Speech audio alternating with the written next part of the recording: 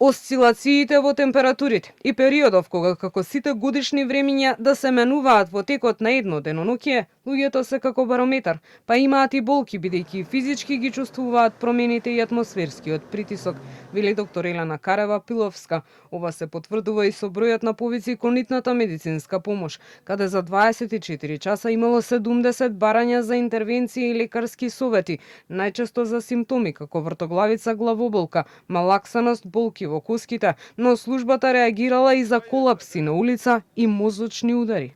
Препораката е здрава исхрана, но и да не се зема терапија на своја рака. Правилото дека промените ги чувствуваат само возрастните повеќе не важи. Скок во притисокот имаат и здрави и млади луѓе. Метеоропати има многу, вели доктор Пиловска. Некои луѓе навистина се како барометри. Често пати ја слушаме изјавата, ми се менува расположението, како што се менува времето. И навистина човековиот мозок е осетлив орган и ние сме всушност дел од природата.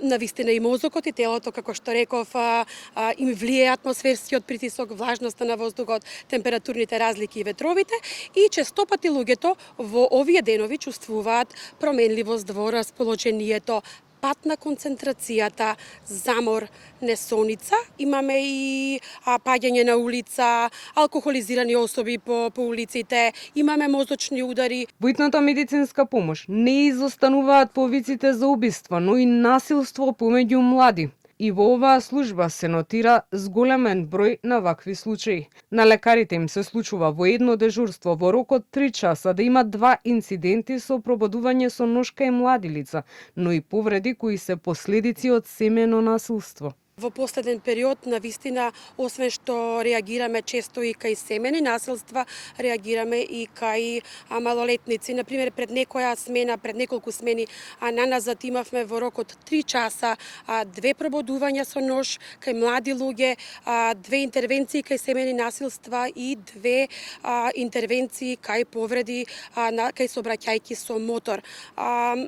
Се поголем е бројот на насилство кај малолетници. Агресијата вообичаено започнува од семејството, алармираат психијатрите.